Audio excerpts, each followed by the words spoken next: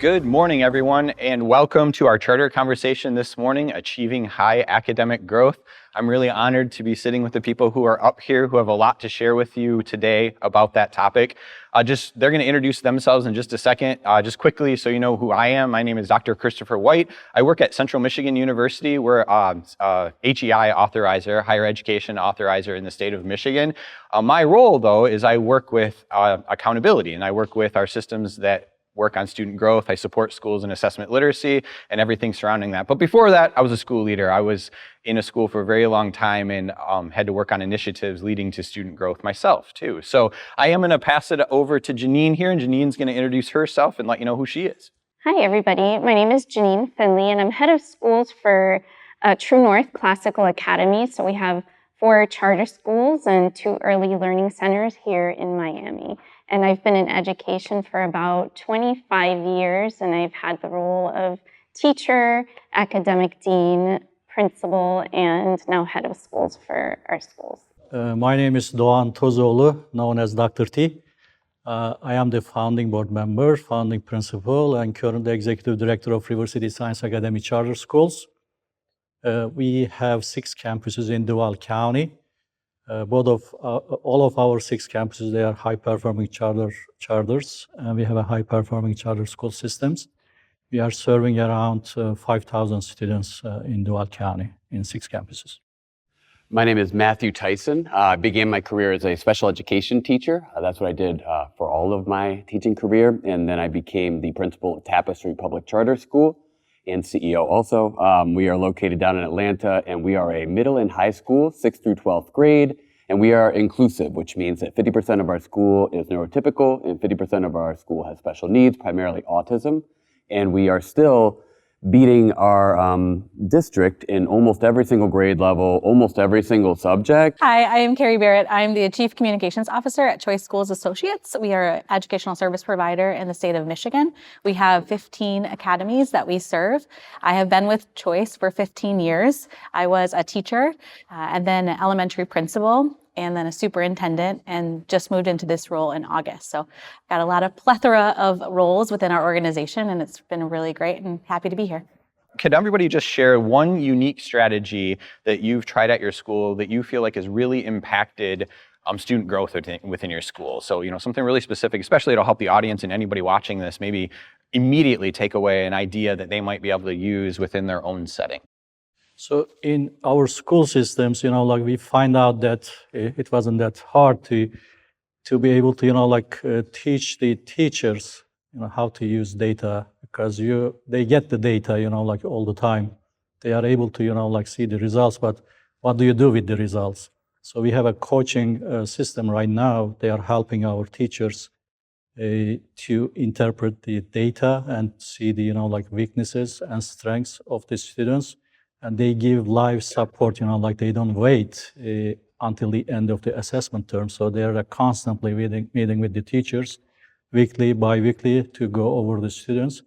And every student, they have different needs. And based on the, standards they are suffering, you just, go dive into the problems right hand. I think that was something we are able to succeed in our schools. I would piggyback off of that. We also do an instructional coaching model, and we used to focus a lot on teacher development, and we still do. Teacher development is so crucial on how to engage and ask rigorous questions and the ratio of thinking and engagement with the students.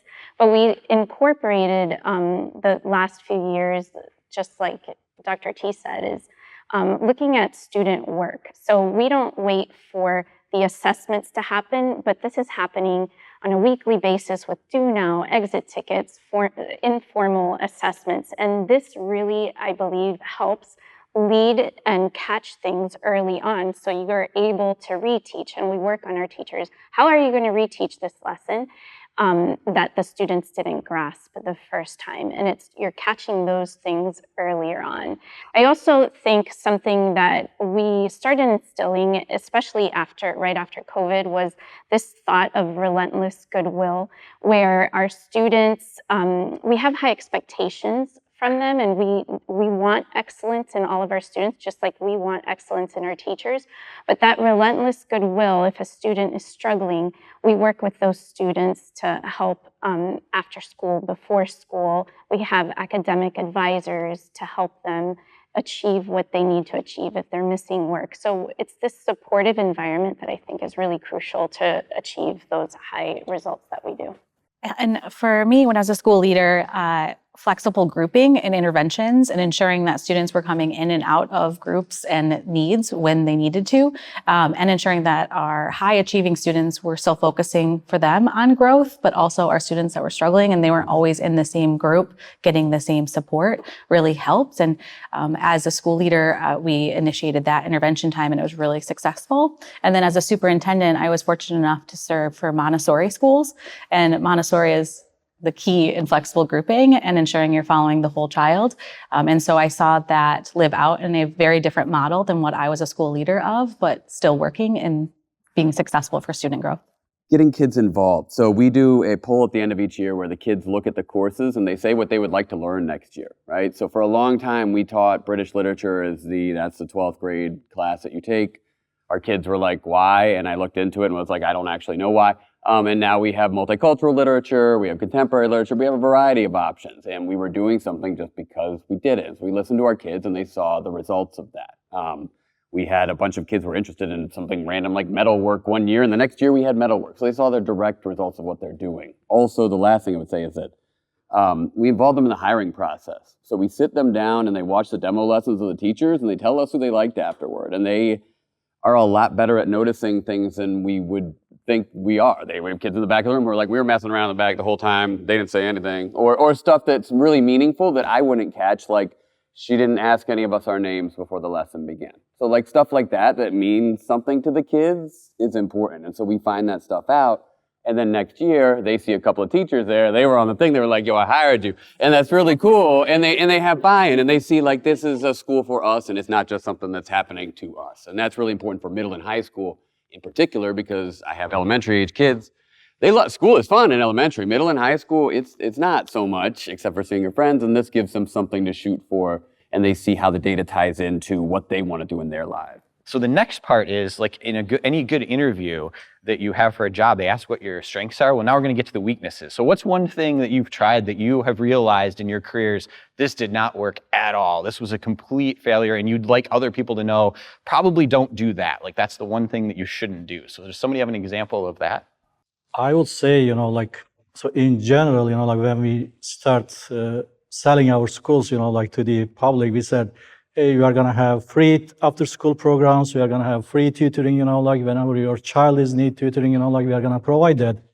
And it turns out to be, especially I am talking about our after-school tutoring. If it is not in a structure-based or what your child needs, it becomes a babysitting. I will say, don't do that, so that was a failure on our part because most of the parents, even though they don't need after-school tutoring, but they want their kids to stay in the tutoring. Either they finish their homework or it's just, after-school care for them. Now, we are doing in a structural way and using every opportunity and instructional time, to be able to provide targeted instruction, what they need or what they are suffering, in their, instruction, in their academics. So that provides us a meaningful tutoring. Otherwise, they come for Saturday. The teachers, they give them the, Chromebooks. They start, doing practices. After 1 hour, they are done. Is it effective or not? It's a question mark. But now we provide the, targeted support to those groups, either pullouts or we give the, resources to our coaches, our instructional leaders. Hey, these are the needs, or these are the, instructions. These are the questions. These are the topics we are going to cover during those tutoring sessions. So that way we can get benefit. And once the kids are in that tutoring, they master the, those subjects, they're out, they don't have to keep coming every time, every day. So I think that's something I will find a weakness on our part. And later on, we were able to address that. I think it's been very effective now. One thing, we were chatting about this earlier, is data notebooks. When I was a school leader, I was so excited about data notebooks. I probably saw it at a conference, let's be real. And I was excited to put that initiative in when I was a young leader. And it did a really great, my purpose was for students to own data and to students to know their data, know their growth, and to be able to own that. And the teachers hated it. And so you can just imagine it did not go well. I was very excited about the project, so I made it happen for about 2 or 3 years. And so if anyone sees this later that was on my staff, I admit it was not the best idea. But I think the idea that we got out of it and we actually transformed it to was about students setting their own goals. And so it's not just about a score on an NWEA screen. It's more about celebration and being proud of yourself and having that mindset and setting goals. So we did move more towards goal setting in the classroom, and then the teachers just had a really, really great data spreadsheet that was beautiful that they still have today, I hope. But the student goals is really the purpose, and I think that I learned that from the Mistake initiative that I did. Mine was a first year as assistant principal. I was really excited about a literacy program that I wanted to roll out, and it was called Titan Bucks or something like that. And I didn't vet it with the students or the teachers or anybody, but I was really excited about it. So I wanted to do the thing, and it didn't work because no one liked it or believed in it, but I really liked it. And I learned from that you need to get buy-in first and involve the whole community. And otherwise things don't work.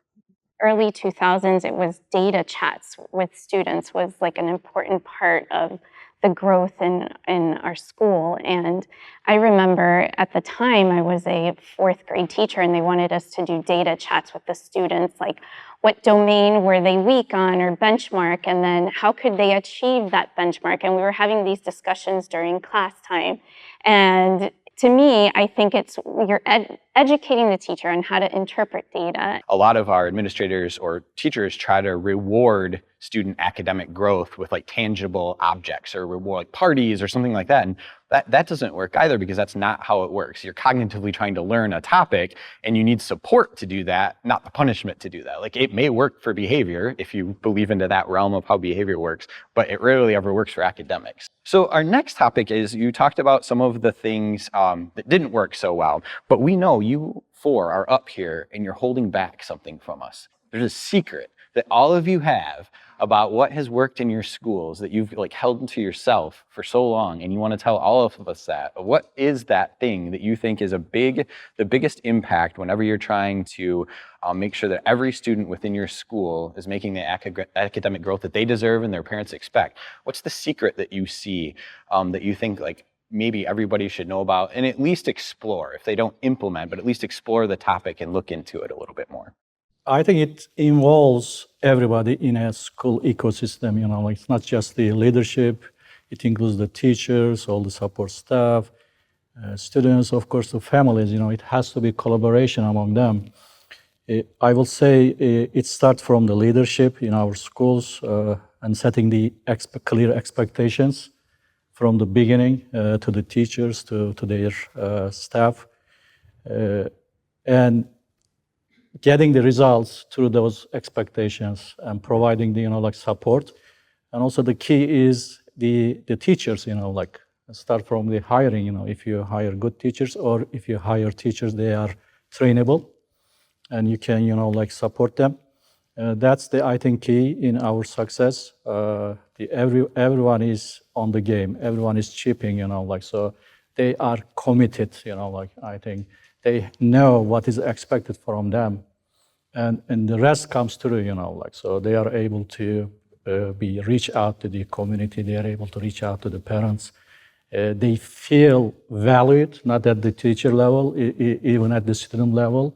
They know they are cared, and we have one goal, so then everyone is at the same page. I think that's the secret in our case.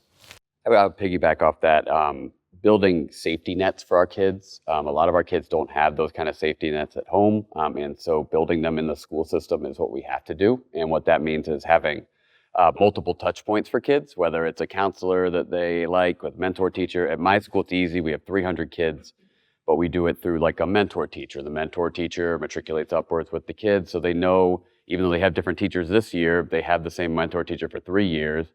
But beyond having that teacher that they know cares about them, having teachers all care about them, having them know, okay, you all are great, but like that guy I identify with, that's okay. And that person can be a touch point for that kid the next year, the next year, the next year, but they know that that person cares about them. And whatever bond that is, it's realizing that that exists and honoring that and not being like, okay, you're not my kid anymore, but making sure that that's a point when we have meetings now, we have teachers from years and years before because they're an advocate for that kid now. So seeing advocates don't always have to be the parents, and building that and having the kids see that makes them fight so much harder because they know that people are fighting for them. Yeah, very similar theme.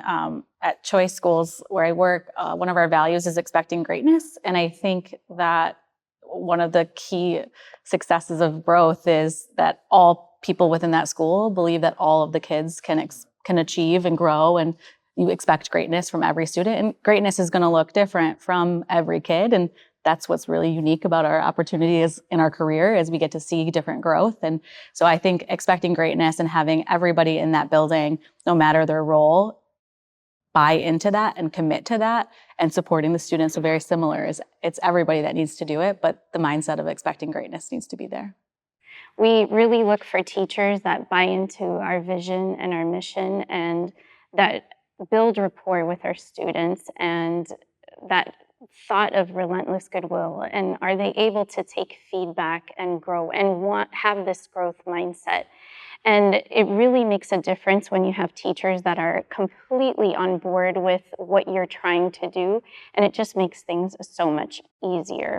So let's switch a little bit and let's talk about the things that are more myths out there. So things that you've heard, or maybe even saw at a different conference that wasn't this one, that you heard that you feel like, I don't think that's right. That doesn't seem like how you actually get academic growth out of students. And so can anybody think of a myth that you've heard out there or you've seen maybe implemented? The first thing that came to my mind around a myth is actually on twofold of the spectrum of that students that are not achieving and not doing very well in school don't have the ability to grow and make up to what they are doing in the terms of the grade level standards. But then also high achieving students, that growth can't be similar to those students that are struggling with academics at that time. And at a few of our schools, we have very high achieving students, and academic growth is still a conversation at that school because yes, they are achieving very high percentiles and standardized tests, but they still want to grow and have that achievement in their life as well. So I think it's a myth that you only have to focus on the students that are not performing at grade level for growth. You need to focus on the high achievers as well. The kids, they don't take the assessments seriously, like that's something, it has a reality or it's a myth as well. But at the end of the day, I see, so there are in Florida, there are PM1, PM2, then PM3, there are a lot of state testings, and you will see the kids, they're not going to take serious in PM1, maybe in PM2 a little bit, but PM3, they do take seriously, somehow. It's really hard to read their mindset, why they are taking, PM3 seriously than the other assessments. But you need to create the, safety net, as you said, so you need to have alternative assessments to be able to correlate. One assessment doesn't mean anything. So, I could be in a bad day, or could be a bad test taker in that time, So that's something I think is to getting the kids take this test, seriously when the timing. But I do believe they do take it seriously one way or another, for the most part. Please forgive me. Most of what we are doing now is a myth, is what I would say. I would say that we spend a lot of time in education preparing kids for 2025. Sometimes we prepare them for 2020. Sometimes we are preparing them for 1950. We don't look at the educational system the way that we should. We are not preparing children for 2030, 2035, 2040, because we don't know what's coming. And out of fear, out of concern, we do the same thing always, particularly with the larger organizations like your district. So they're not going to embrace the innovation, and the innovation is still happening. And so what we're seeing is our kids are advancing further in their personal lives than they are in school because we're not sure whether we should ban this or do this with that. And so they are learning regardless of what we're doing, but unless we come up with a way to be able to tailor that to getting them careers that are actually viable afterward, a lot of what we're talking about won't end up mattering in the end anyway. Something that is unique and also busting a myth is prepping kids for the test. So we do not do any test preparation whatsoever. So here in Florida, we have a state assessment called the FAST assessment now. That's changed its name a couple of times. And at previous schools that I've worked at, once January hits, it's crunch time, and it's a lot of short passages, test-taking strategies. The love of learning disappears. And even for the teacher, it was an awful experience for me, at least. When we got to True North and Open True North, what we focused on was the curriculum, the teachers we hire, and how we train our teachers so that they're able to teach above the standards, not just the standard, but above the standards, so that we can reach what we need to reach. And by doing that, no test preparation at all, and we're familiar with the standards that we have to teach, but our school has been at the top 1% in the state of Florida since the beginning. And it was neat because the district at the time would look at us and question, you don't use the same curriculum, you're not having these test prep times with the students, it's not going to work. But it did work. And I love that we're able to do that and show that you don't need to stop teaching and enjoying teaching and having the kids absorb everything that they can. But if you have a good teacher preparation program and great curriculum and teachers that love what they do and are passionate about it, it can make a really big difference. And just piggyback what you are saying, also the teaching is not stopping after the test, like there is this myth, like, so everything is stopped after the testing. No, actually, that's the time, like you prepare your kids for the upper levels. If you are teaching third grade, you start preparing on introducing them to the fourth grade. Or if they are in fifth grade, you introduce them to the sixth grade, like, so still, like you have a good chance of, like good quality time. And you don't waste your instructional time and you don't sacrifice for anything else. So listening to Janine and Matt, you totally blew my mind, because there's a question we should have started with from the beginning that we didn't even start with. And the question is, what is even meant by academic growth? So does somebody have, what is your definition? Matt, I might even pick on you here, because you seem like you might have a definition that might not be one we would expect. So academic growth is academic growth. I think we need to tailor in more on what specific subjects we are looking for specific database growth in, and what specific subjects we're looking for more experiential type growth in. A lot of the jobs that we're going to see are going to be more ones that use leadership skills, adaptable skills, that kind of stuff. And so we need to make sure that we are integrating that type of thing into the classrooms as well through group projects, that type of thing, but tying those into academic standards as well so they continue to learn and grow and be able to have those skills that they need. We just need to do both somehow together. When you do well in a state test and you have learning gains, that's great. Of course it is. But we also have to look at that child as a whole and the student as a whole. Are they enjoying learning? Are they enjoying getting into those books? Are they feeling achievements for themselves? One thing that we do at our school, and I was talking about it with somebody at the conference earlier, is our seniors have a senior thesis at the end of the year. And it's a capstone project, because we're a classical school. So our students pick a book, a philosophical book and a book they read at our school. They have to write an 8 to 10 page paper. They have a senior advisor. They have to edit their paper. And then they have to defend their thesis at the very end of the school year in front of a panel. It's administration, teachers, their advisors. And during that process, you see them struggle, which is good. You want your students to struggle with the learning, but it's so neat at the very end that they're able to gain this knowledge through the process and open their eyes to different things that they never thought about before, philosophical or any theme that they were working on. And you see them grow as a human, grow as a person. And to me, that's where we measure growth. That's where we measure, did we do our job? Are they becoming a good person and a person full of knowledge and continuing to gain knowledge when they graduate our school? Yeah, I completely agree with all three of you. So I feel like I have to add something, but you said it so well. I think that when you are seeing a test score or you're seeing your data be reflected, that's important. But the experience that school is to me, even more important because of that growth in a child and who they become and who they can become because of the opportunities that schools give them. All of the academies that we serve have some type of experience or community partnerships that they're really looking to allow their students to participate in, because we know it's not just the test score that we're hoping to develop within. We're developing people that we want to serve their communities someday. So those experiences are very important and something that we prioritize as well. You have these ideas that you just shared, but how do you communicate those with the parents, with the community, so that they understand what your vision is of academic growth? I can tell you as a parent, I've had students in both in parochial schools, charter schools, traditional public schools, and oftentimes I don't understand as a parent what growth is or what does that mean for my child. And I'm an educator, like I should know these things, but it seems as though even different teachers might have different perspectives on when a student is doing well. Like an A doesn't mean I do well on a standardized assessment, which doesn't mean that I get good feedback because my behavior is great. Like these things don't always match. So how do you communicate those to your community and your parents so that they're bought in, and they understand what you're trying to accomplish as educators? We have PMPs, progress monitoring plans, so we share with the parents where they are at in terms of their grade level, their grades. Also, it summarizes, the growth they have in different assessments. So we have a portal as well, they are able to reach the live data.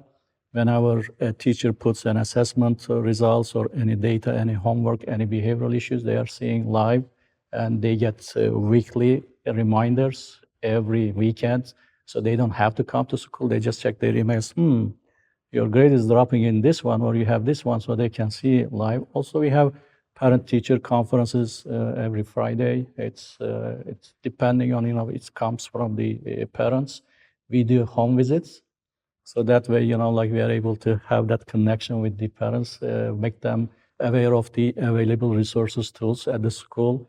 We have bonding issues, and we also have community partners where we partner with the boys and girls. They are running our after-school programs, and they have a very set program, so they are getting extra support from them. So there are a variety of ways, we try to reach our parents, our communities, and we do have all the open houses, curriculum nights. Actually, in our curriculum nights, parents becomes the students, they follow the student schedule. They go to classrooms and act as a student, that they meet with the teachers, they see the expectations, they see, if this comes to home, what it means. So those are the things, we try to implement. Two different examples from my experience. The first from being with Montessori schools. I think it's also important, the student understanding their growth, like I talked about earlier. And so they have work plans, and those are sent home with the child, so the parent can see what they're working on. And each child's work plan is different, and that's what they utilize to work throughout the week or day, depending on the age of the child. And I think the Montessori work plan can be utilized in any type of learning environment because the student is owning their learning and understand what growth means for them and setting those goals. And then the parents are able to see that as well. And then the other example, I think, is to share community. I thought of our boards. So as a superintendent in our organization, we have management reports, but then also school leader reports, and they touch on academics. So we're communicating that growth and what that looks like. And the conversations that we have with boards that are around growth are the positive ones. It's not, you didn't meet this mark, but hearing about that academic growth, but also the experiences growth that we talked about earlier. So those two reports help us communicate that to our boards in an effective, structured way. I think developing a shared culture around how we do things is really important. From the staff level, it's looking at, okay, we're having these regular data talks, we're meeting together, here's how we look at data. From the student side of things, it's making sure that there's common expectations across grade levels and teachers so that there's not everything the same, but there's certain things that they get used to seeing so that they can measure themselves over the years. And for parents, it's kind of meeting them where they're at. So for us, that ended up making these parent university sessions where we talk about how to interpret data or prepare your child for college or this, that, and the other thing.